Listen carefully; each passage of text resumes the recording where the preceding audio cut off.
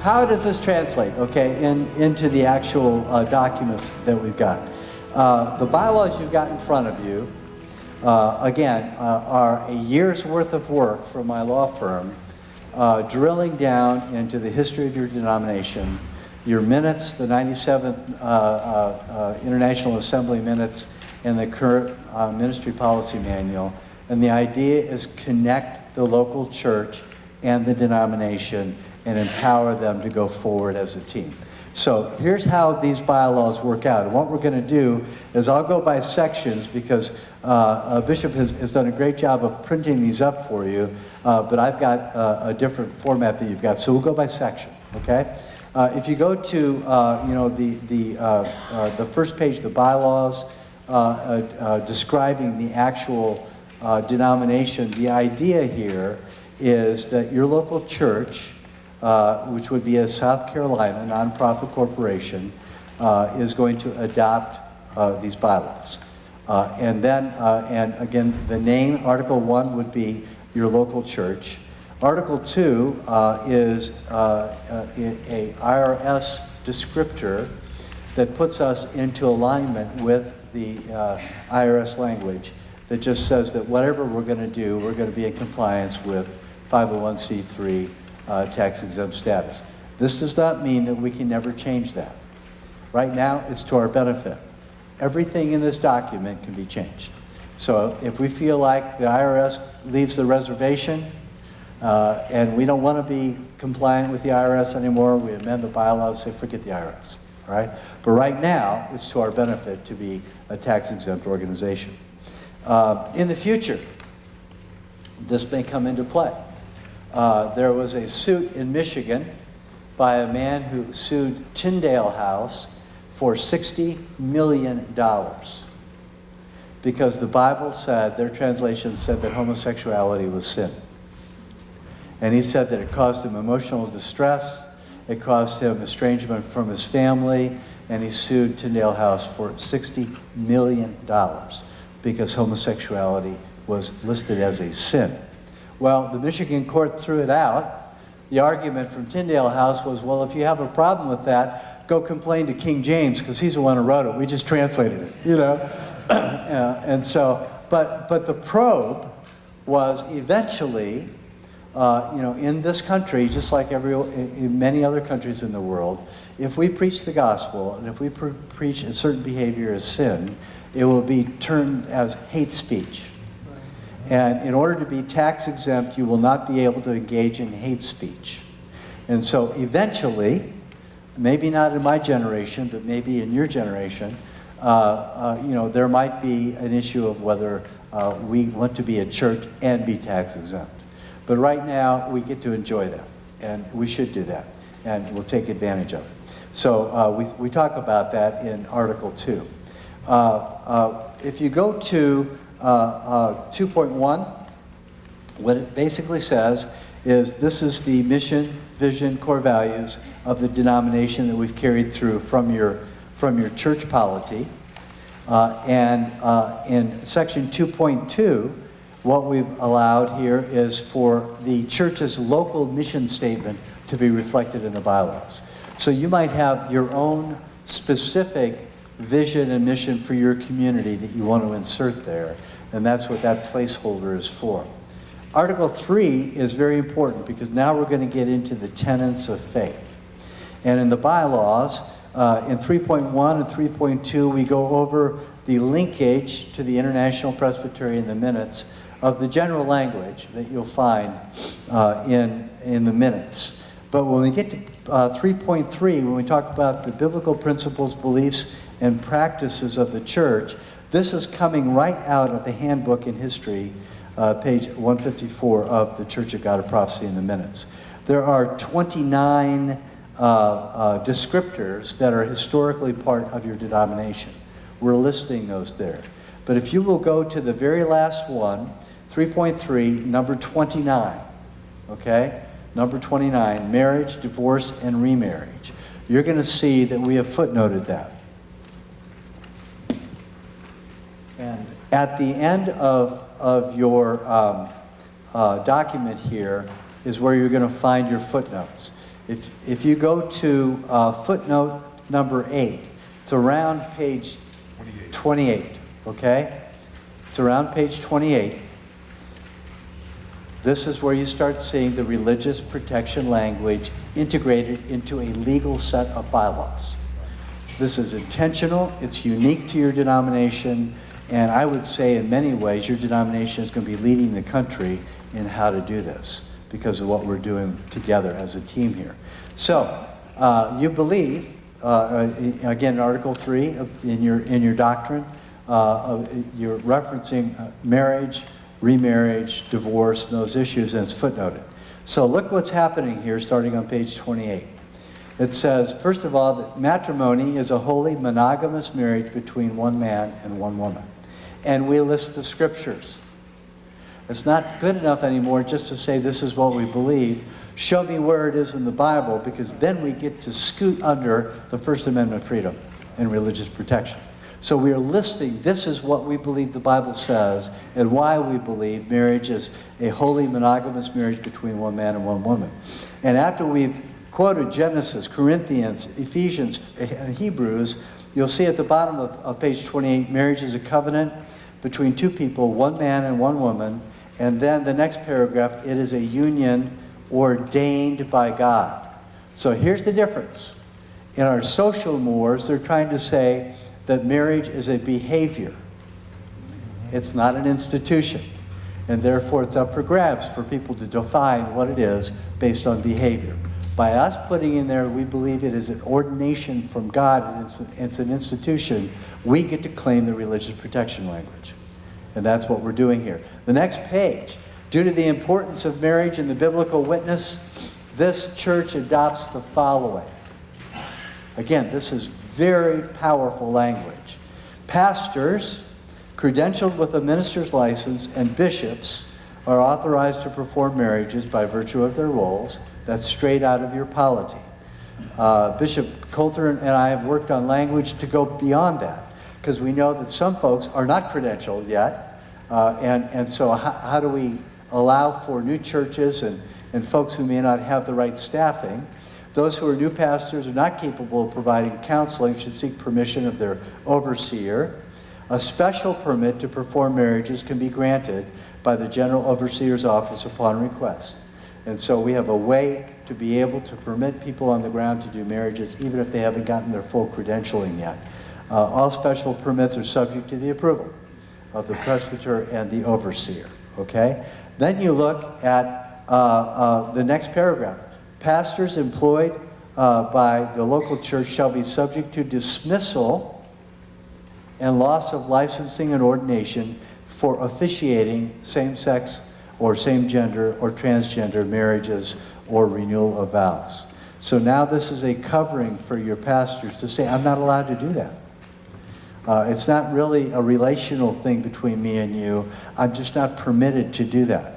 We love you, we care about you as people, we care about your story, but I'm not permitted to do that by my denomination. The denomination is covering you at that point to allow you to stand properly.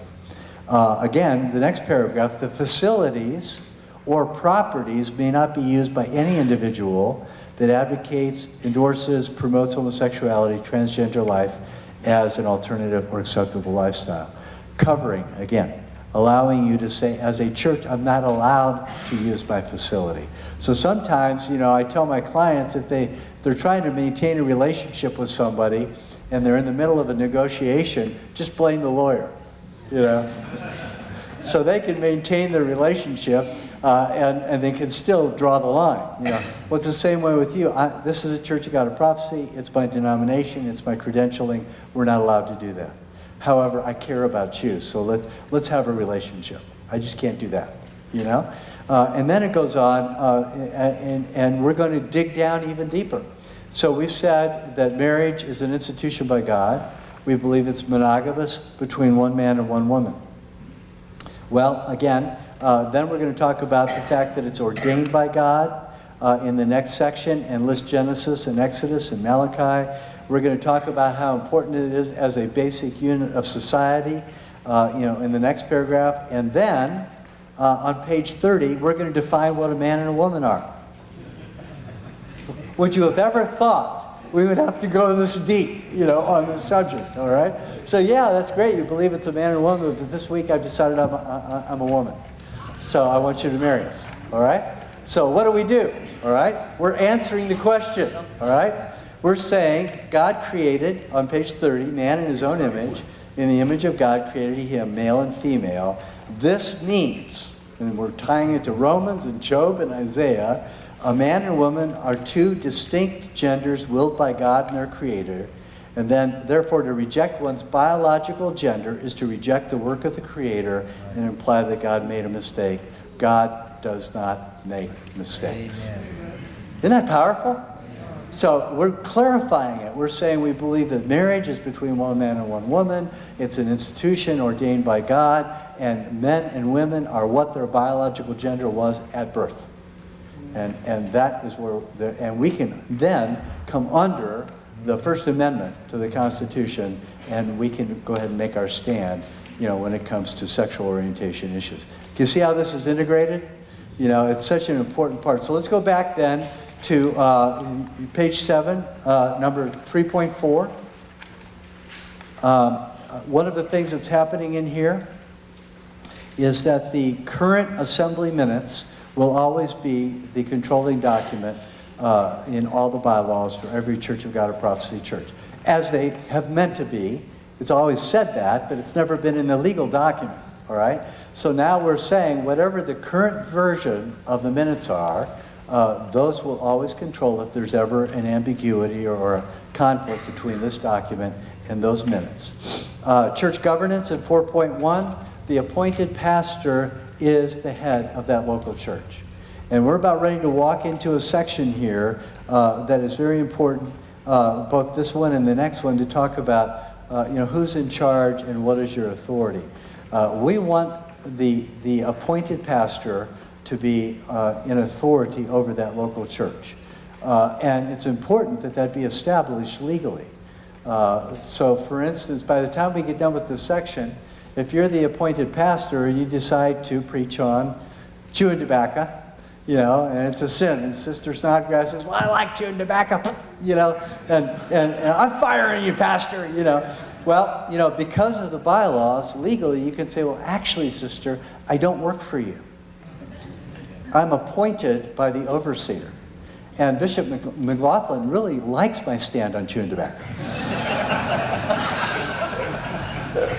So, the significance is giving you the authority.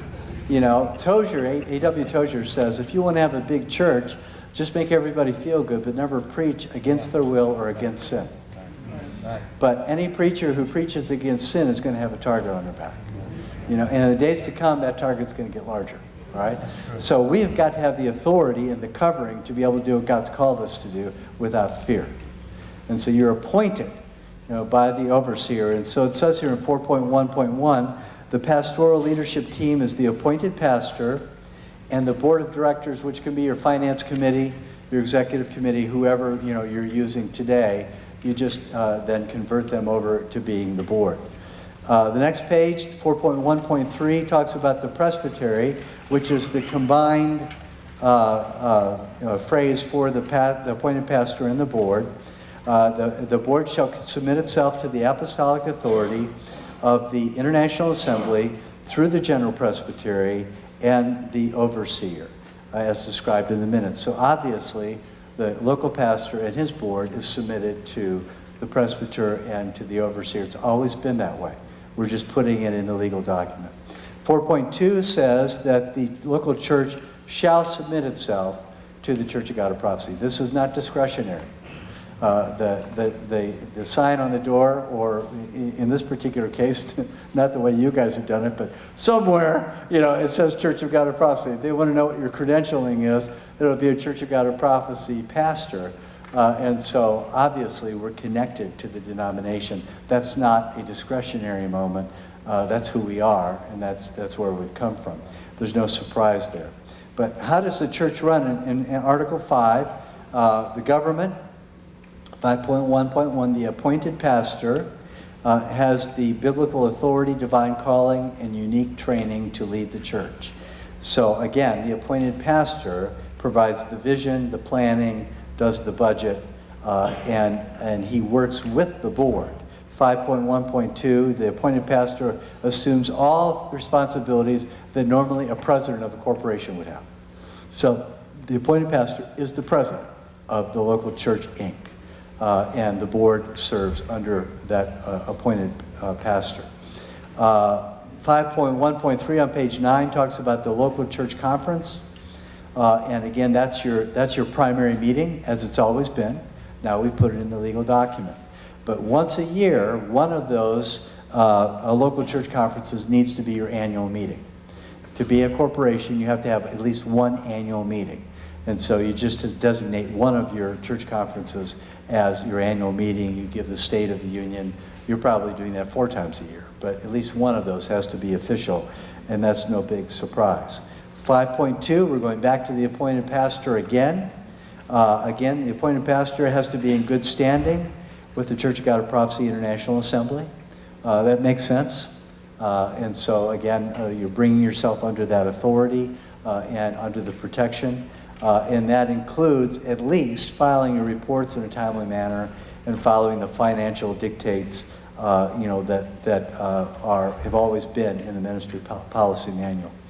The duties of the appointed pastor, 5.2.2, among all of the obvious things, that appointed pastor is the chairman of the board of directors and the president of the corporation.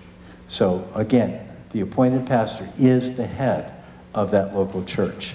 The appointed pastor is appointed by the overseer, which is right out of the ministry policy manual and out of the minutes. And if there's ever a vacancy, again, that vacancy would be filled by your state overseer. What does the board do? On 5.3 on page 10, the board of directors is appointed by the pastor. So it's your job as the pastor to stand up your own executive group. And that makes sense. There are different models out there throughout America. In some models, the congregation nominates the board, and the pastor is working with whoever the congregation served up to him. That is not the model that you have in the Church of God of Prophecy. The appointed pastor picks the board that he's going to work with. He is answering morally and legally to the overseer, but he's working with that board to be able to work and govern the local church. But the board members should have at least 5 things in common. Number 1 being theological agreement with the core beliefs of the local church. It'd be really nice if the board member believed what that church believed. Second of all, believe what the denomination believes. That's an important thing. It's also important the board member actually be in agreement with the local pastor. Has anybody ever worked with somebody that really just, they didn't like you and it was really tough working with them? Never. So it'd be really nice to have board members around you that actually, agree with where you're headed. And being a member in good standing. So you can't be a board member unless you are a member of the Church of God of Prophecy. Now, you don't have to be a member of that local church. You just have to be a member in good standing of the Church of God of Prophecy. So it might be smaller churches that need to draw from some expertise from some, of the other churches around them at different points of history. And so you can have board members that are beyond that. There might be a skill set that doesn't exist in your local assembly, and you need an administrative person or a finance person, and you just don't have that. This enables you to have board members that aren't necessarily part of that local church, but they have to be a member in good standing with the denomination. And again, the overseer in number 5, has the right to be able to at least weigh in if they know something and need to. What are the powers of the board? Corporate powers in 5.3.3. Corporate powers are exercised under the direction of the board. The board is going to manage the affairs, the funds, and the property of the corporation. So this local group is in charge of that local church. It's their job to do that. That includes buying, selling, mortgaging, pledging, encumbering church property. However, if you're going to get into the buying, selling, mortgaging, and encumbering part, then you'd have to have the express approval for that transaction with your state overseer, which has always been in the manual It's always been in the minutes, all right? That there shouldn't be property transferring within the denomination that the state overseer knows nothing about. We do have an incident in another part of the country where there was a pastor who was buying and selling property without the knowledge of the state overseer. And when he stepped down, they found out that that pastor had purchased 100 properties without telling anybody, and in the name of the church. And those properties started getting tax bills because they weren't being used for religious purposes. And the only reason they knew they had them is because the tax bill showed up, you know. Well, that should not be happening, all right? Again, it's definitely a unique moment, but it happens. And so, we can do better than that. We can have a better accountability than that. We can pass on a better model to the next generation coming behind us than that, okay? And so that's what this is bringing up to. Again, the board members are appointed by the pastor in 5.3.4. Generally, they serve one-year terms. The word is generally. It doesn't mean they can't serve longer terms, but it helps to be able to at least have the opportunity to look at whether you want to configure the board on an annual basis. Sometimes the church grows to an extent where the skill set of the board has just been maxed out. And so maybe the board members that were very competent at a church of 50 may not be as competent at a church of 250. And so it allows you as the appointed pastor to be able to change every year without firing somebody. It's like, okay, the terms are up, I'm reconstituting the board, thank you for your service. You haven't done anything wrong. It's just that, I want to make a change because I think we're, going into a different direction. So it just gives the appointed pastor the flexibility. That's part of our corporate expertise. We've seen things that work better. And so rather than have 3 or 5 year terms where all of a sudden, somebody's not functioning, they're not doing anything wrong, they're just not, functioning anymore. I had one church in a Baptist denomination where the treasurer became elderly, and she had been there for a very long time.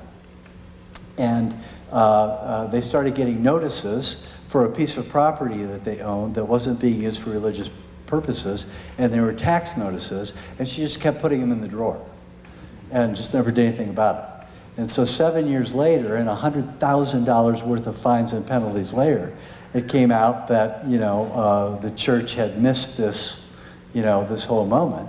And it wasn't that she was meant to do anything wrong. The job had just outgrown her, And so you need to have the ability to change folks out, when it's important to do that.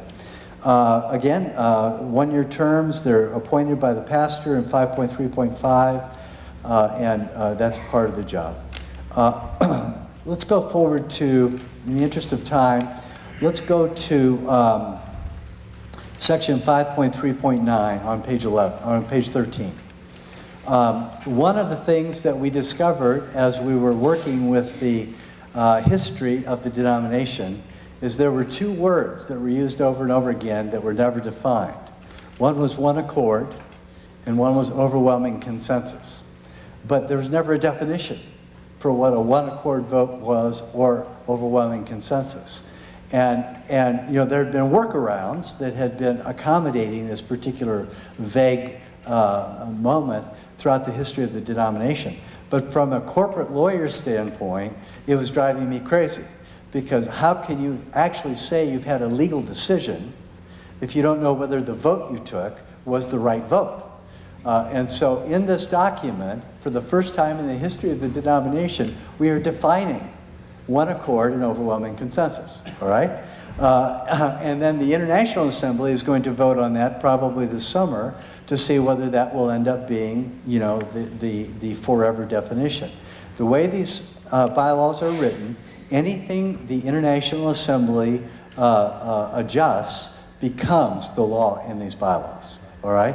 So, but we have a definition we can work through right now, and I think it makes some sense. So on page 13, the board will try to act by overwhelming consensus, hereafter defined as a 2/3 majority vote.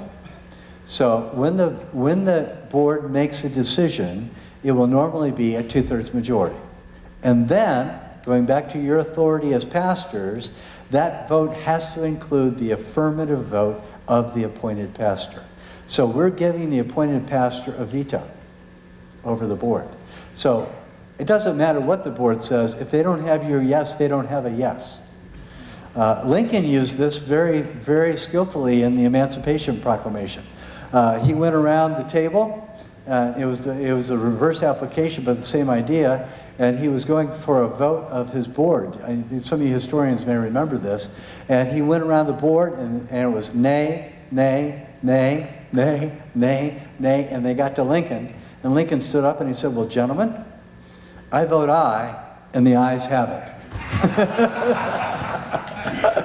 So that's how we got the Emancipation Proclamation. Praise God for that, okay? Well, it's the same idea. This is allowing the appointed pastor. You can't make something happen that the board doesn't want to have happen, but you can stop things from happening that you are not comfortable with, okay? And so the overwhelming consensus is a 2/3 majority vote plus the yes vote of the appointed pastor, all right?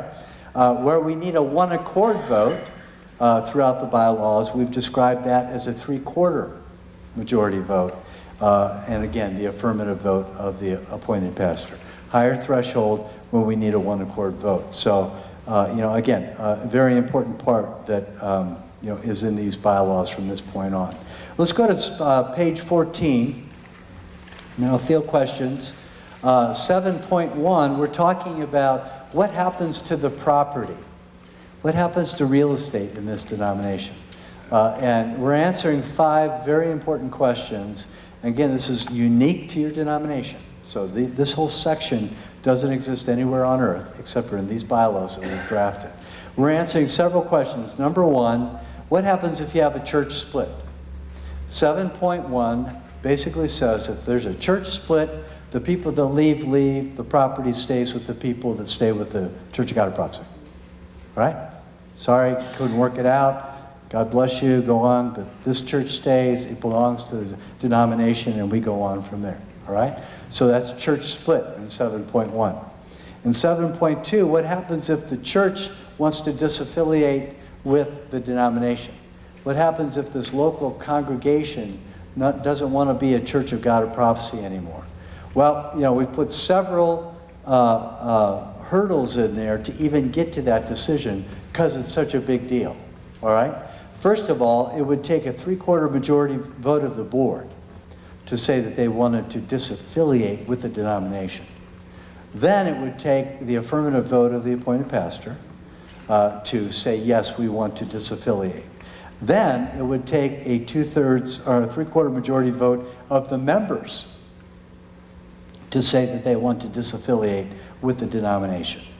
If all of that has happened, now the next thing is that there has to be a specially called local church conference, and again, the overseer would have to approve the disaffiliation. It's happened a couple times in the denomination where a group is left and the overseer or the general presbyter has authorized it.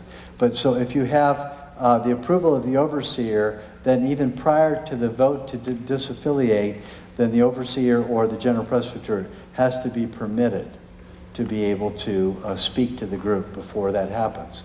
If after all of that, there's a vote to disaffiliate, then the people can leave, but the property still stays with the Church of God of Prophecy. Okay? So again, that's where it came from. That's how it showed up on earth.